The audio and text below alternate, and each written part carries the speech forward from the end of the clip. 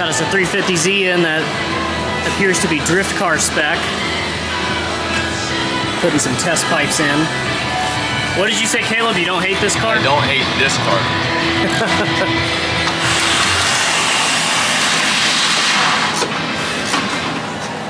He's definitely put some money into this thing.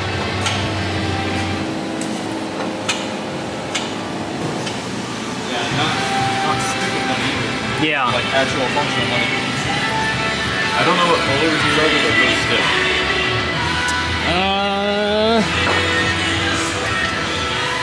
I'll have to ask him. I don't think they're, yeah, they're not KWs. Stiff enough to where like I don't want it.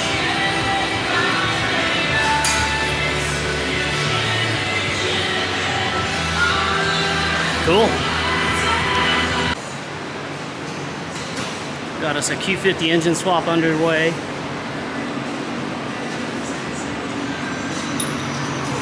Shit, block mist coming.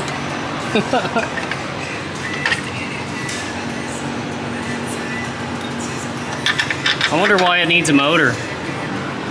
That's a great question there, bud.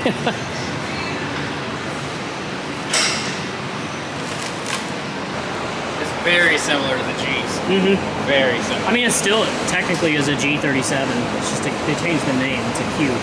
Same car. Okay. And a facelift. Yeah.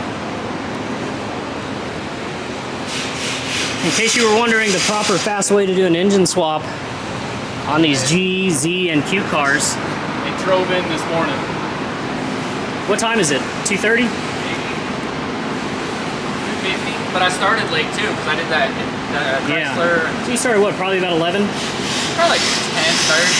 So from 10 o'clock to 10:30 to 3 o'clock. This is where we're at. Pretty good time. Yeah, but I mean, I think it's safe to say Z32 and up, this is the way to do them. Oh yeah, yeah, no, this is by far the way to do it. Still kind of a mystery what got hit. I'll have to ask him, like, hey, what actually happened? Yeah, because the tow truck didn't do this. This bolt might fight me going back on. Oh, is it bent? No, it wasn't bent, but like it's scraped right here. Like you can see, this one's got like a nipple. Yeah. This one's straight all the way up to the thread. What thread is it? I don't know. I might have a tap for it, or a die. Okay. Or I can buy one. Because that's the last one we went to cross thread. Yeah. It fought me a little coming out. Yeah. Yeah, he did want to have us do turbo upgrades. Because I wrote him an estimate for turbo upgrades a while back, and then I never heard back. He's like, yeah, that's because I had to start saving for a motor. So we'll probably do this exact thing again in the future to do turbo upgrades.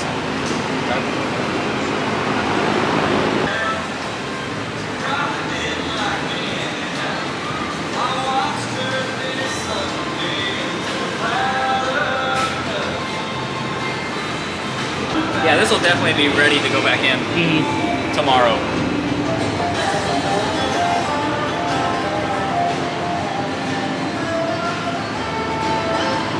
I kind of like these motors. Like, they're difficult, but not at the same time. It's just a lot of work. It's like the the Z32s. It's exactly like those. Yeah. So these are, this market for us is still kind of like, you know, like people bring us the G35s and G37s and they'll spend 5, 6, 10 grand. That's because those cars have made it well past the, I financed it at 30% APR, and so I can only afford the car payment. So like most of these cars, they're still fairly new, so most of them are financed by people who really can't afford to own them. Yeah. So they're not going to like invest all this money in them. Well, and most of them shouldn't have problems yet. Yeah, or the ones that do invest in them, they go to the established places like AMS and Jotech, and I'm sure Admintune in Houston gets a good chunk of them. Probably. So, but that's all right. They'll get older, and we'll start to work on more and more of them. Yeah. Cool. I felt less worried about working on this than I did with the Z32. Really? Because that was your first one? Yeah. Yeah. Well, this is my first one too, but... Well, it was your first drop the motor from underneath, right? Yeah, maybe that's part of it too. Yeah. Yeah, because then you did the G35 and it went like pretty quick. 3 or 4 of them. Yeah. Back to back. All right, we're doing this 240Z for Mr. Whitfield, who has been patiently waiting. We did his vintage air system already, but we've been waiting to get the other V8 swap car off the lift so that we could shoehorn this one in. We're getting ready to do a coilover shootout video, so we're going to check out these reaction coilovers for this particular build. These are sold by Apex Engineered, who is one of the partner shops that we work with for quite frequently. We install a lot of their parts, and he bought the coilovers directly from Apex. He bought the complete front subframe kit, and he also bought the rear subframe kit, which is like their Ford 8.8 style, except this one is going to be the 370Z differential. So he has a rebuilt 370Z diff. For either of these kits, it requires the use of 370Z rear wheel bearings. So we ended up just getting used spindles to take all of the parts off of instead of buying all new. It's significantly cheaper to buy used spindles and take all of the hardware and everything off of them, cables and everything, versus buying all new from Nissan. We've got you'll notice we have a QuickTime bell housing over here. We have a Tremec Magnum that we're putting in because this car has a small block Chevy in it. It's got a 350 in it, and he wanted a 6-speed. So we figured, just due to the distance of everything, we don't know exactly how well everything's going to line up with the new Apex Crossmember on the V8 stuff. So we decided to go with the different transmission rather than the standard Tremec that we normally run. So like if you're doing an LS swap, this is the trans you want to go with for the 280Z. So we got this, hoping this will be a little bit more dimensionally friendly. So Caleb's going to start teardown. We're going to start tearing into this thing, and I think the first step's going to be getting this transmission located. We already had to send this back once to get it reamed out. Nah, don't beat it all the way through, because... Oh, you can. Oh, it'll go all the way through? Once. Okay. Yeah. Once.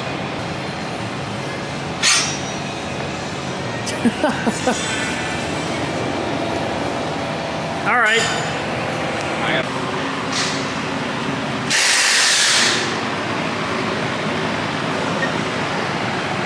Somebody just made... These engine mounts are literally made out of angle iron. Or U-tubing or whatever. Oh, yeah. Well, I mean, they use the factory mounts, so it should be just a straight install. Yeah. I bet the exhaust shop had a lot of fun making this one. This is probably worse than my truck. Yeah, we'll see how it fits with the Apex stuff. I'm sure it's going to have to get modified, or Oh, yeah. it really needs to be done with oval tubing. There's just no room. We'll see what he wants to do. We're going to commit a cardinal sin and install Techno-Toy tuning parts with Apex parts and see if it explodes.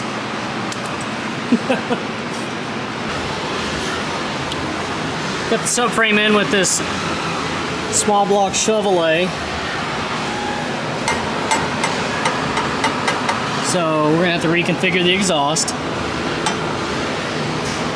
And I talked about it in our subframe install video on the ZX, and it looks like they still have not been drilling out these holes like I told them to over at Apex so that they fit better. So, you know, just be prepared for that if you're doing a Apex front subframe, that you'll probably have to at least remount these holes for the powder coat or possibly drill them out bigger.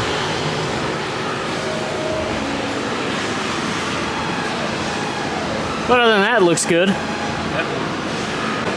I think I got the angles for bump stops and control arm stuff pretty good. It's pretty level. Mm-hmm.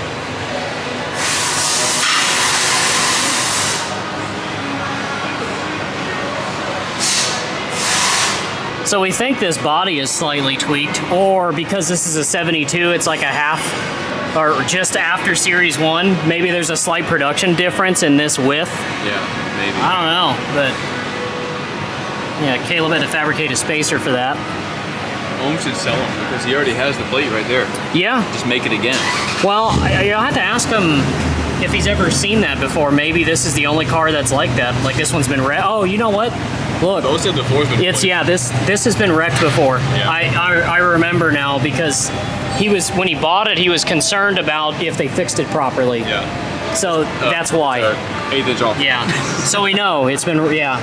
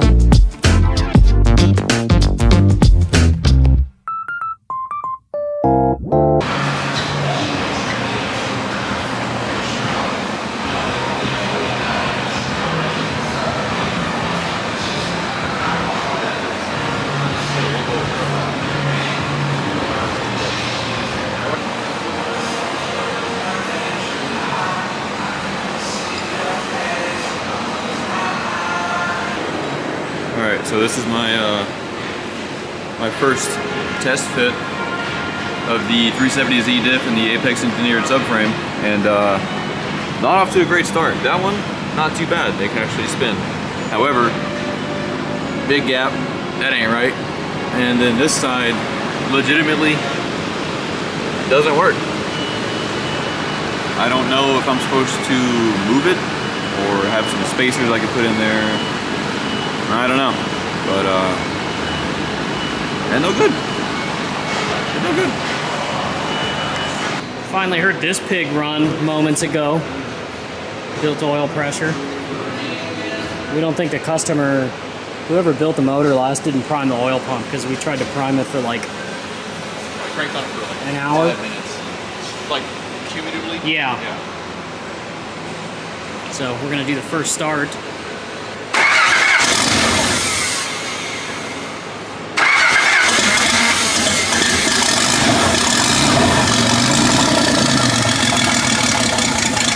All right.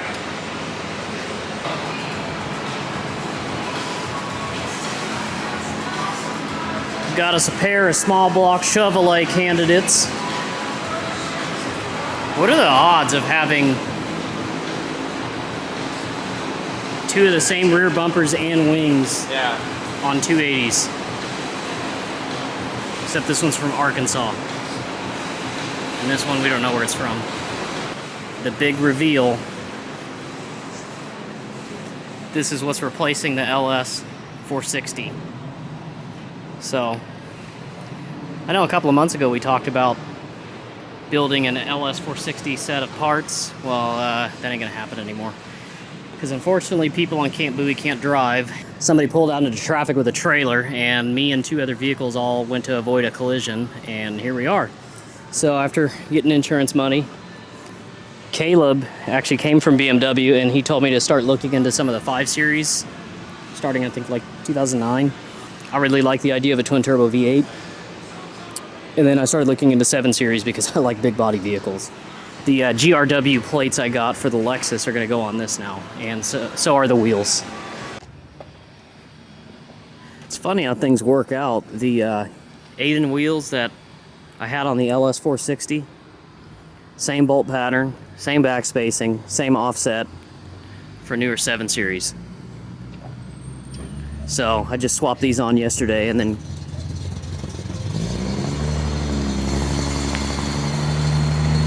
somebody's back from COVID leave. He decided to inhale somebody's cough when he was in Italy on vacation and got COVID. Installed a set of H&R lowering springs in the front, which comes with the lowering links in the rear because it's factory air ride in the rear. And I have to admit, it doesn't ride as nice as the LS460 with air all the way around, but it's still pretty comfortable. I certainly can't complain.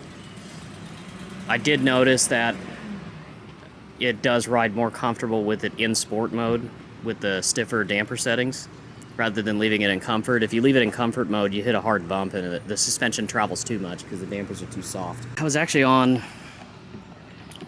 joined a couple of BMW owners groups, like 7 Series owners groups on Facebook, and Yeah, quite a bit of interest on a few products that, you know, I was going to make on my own. So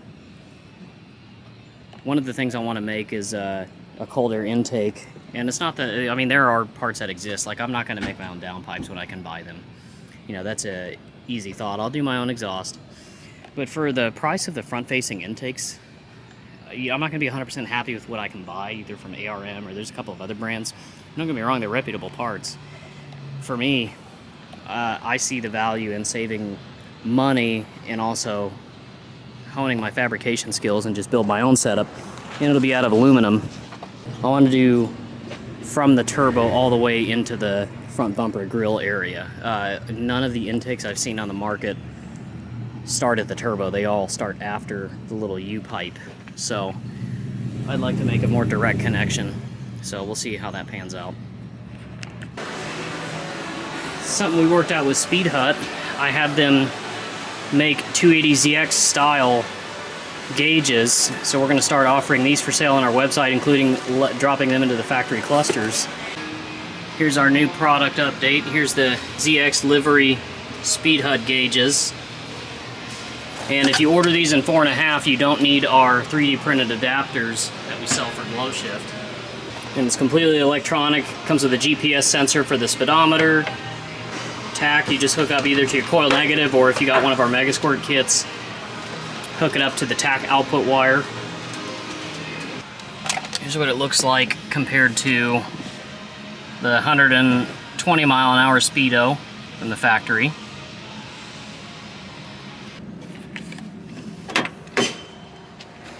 Here is the 85 mile an hour Speedo comparison. It's not 100% OE, but it looks a lot more period correct than the Glowshift ones that we carried.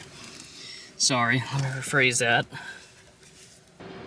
But yeah, I'm pretty happy with how these turned out. I think we're gonna be selling quite a bit of these. I think it looks really sleek in the factory housing. So you will have to delete the lens, you know, the factory clear lens. And I still need to see if somebody wants to buy the fuel and temp gauges. And if so, we'll have a complete working cluster to totally supersede our Glowshift offering. One of the things I wanted to highlight was going to be this new Speedhut offering.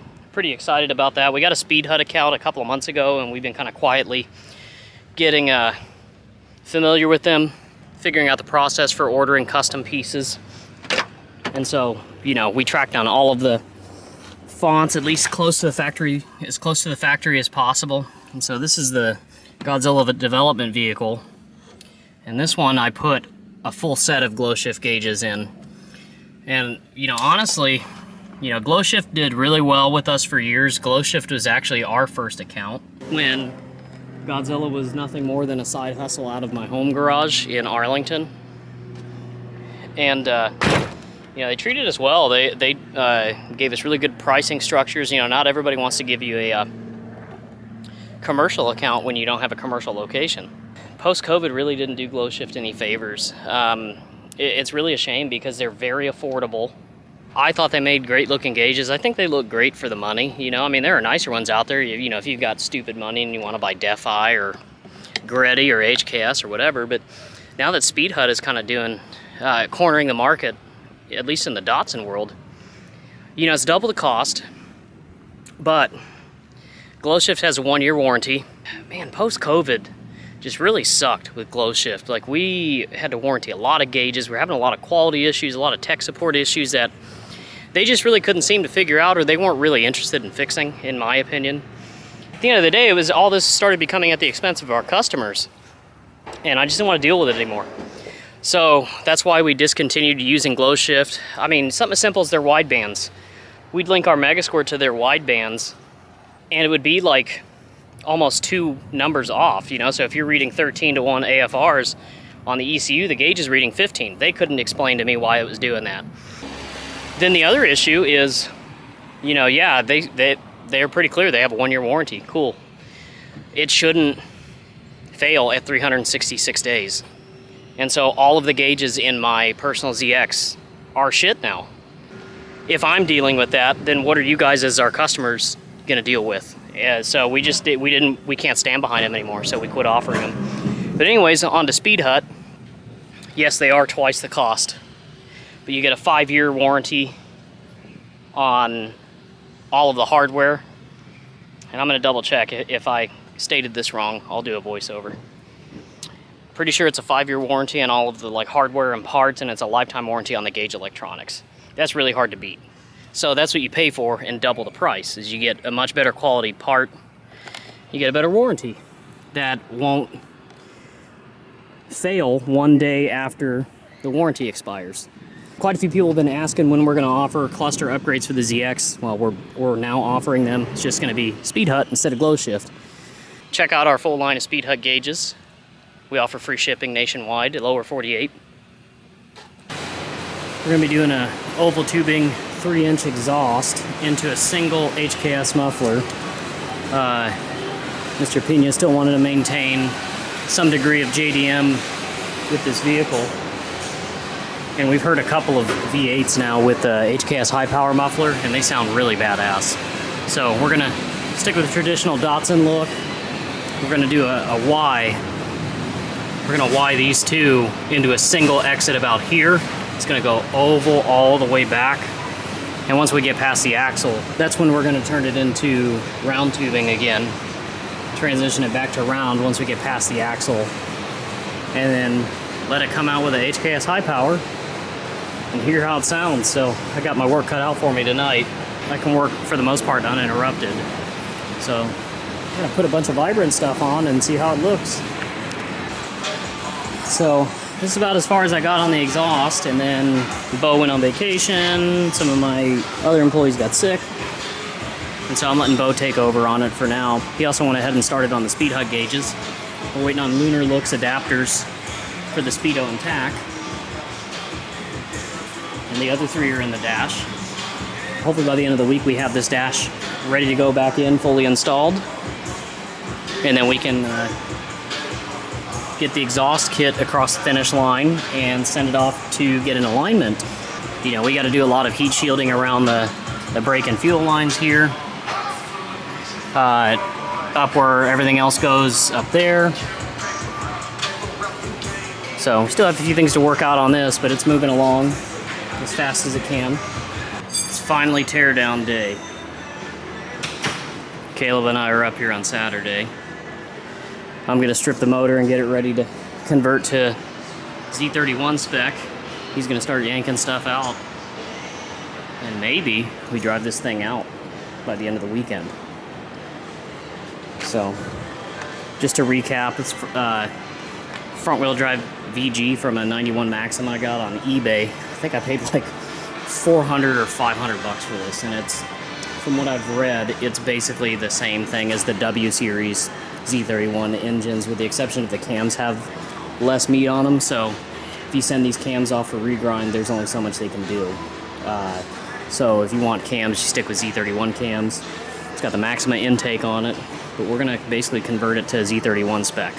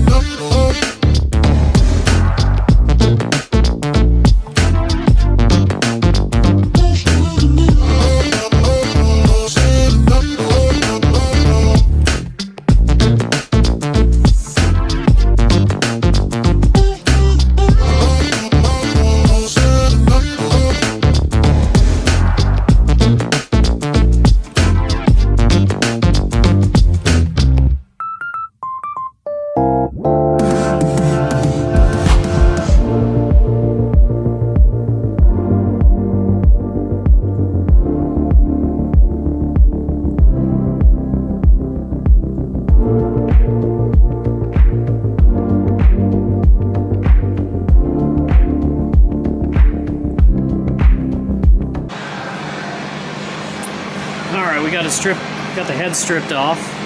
Cylinder walls look pretty good. Got the heads in the solvent tank.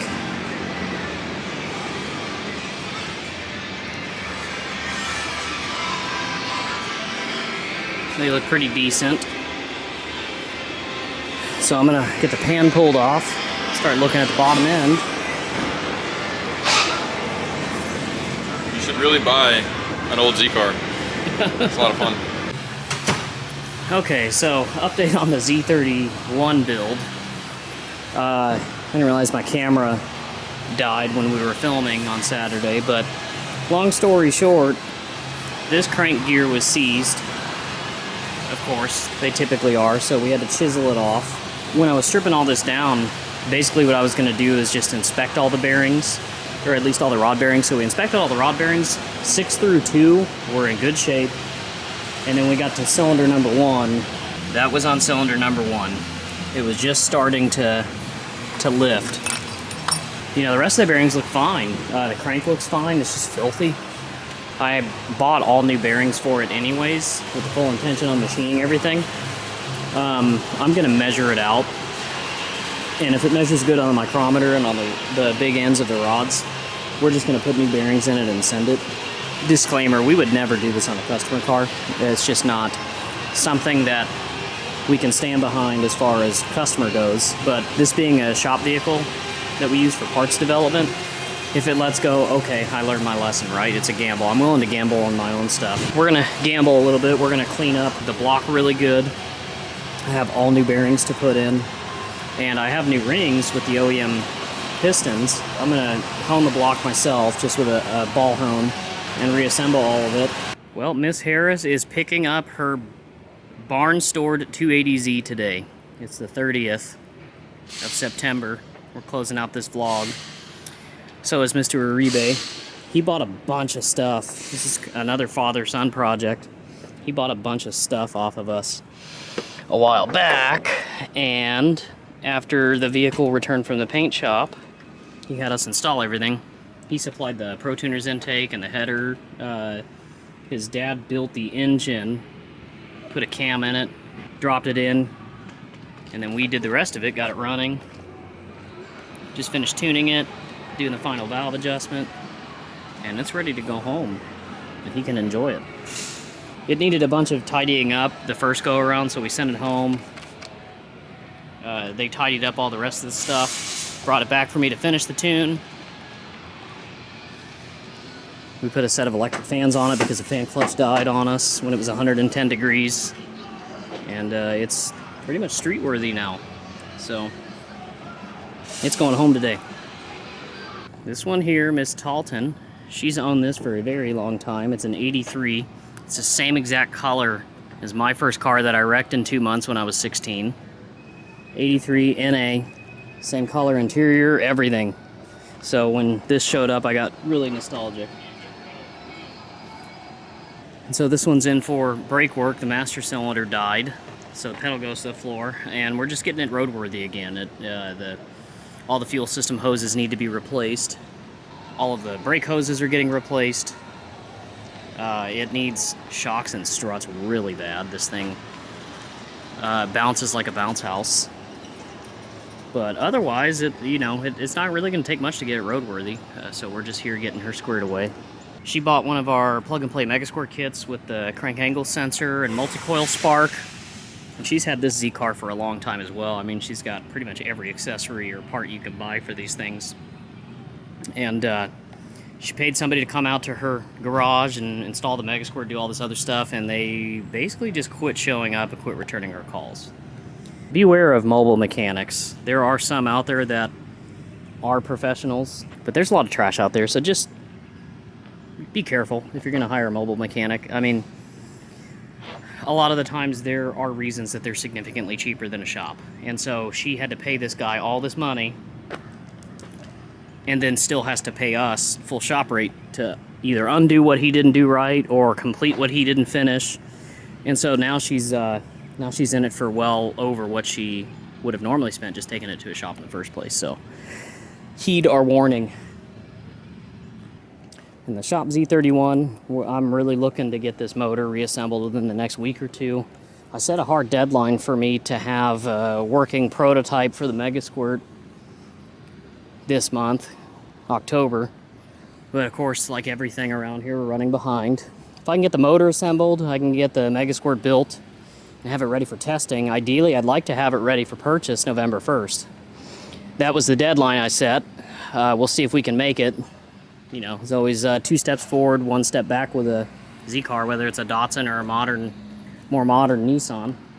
So that's what's going on with that. But anyways, stay tuned for next month's vlog. Appreciate y'all watching. Don't forget to like and subscribe. Check out our Amazon shop. We're constantly adding new things every month to it. And it's a lot of the stuff that we want to carry, but it's just not economically feasible, at least not without marking it up. So at least what we can do is we can add it to our own Amazon store. You buy it directly from Amazon. A lot of it's Prime. And we're still able to offer you great products at the lowest price point possible so that you can stay on your budget to build your Z-car. But that's it for September. Appreciate you guys watching. We'll catch you next month.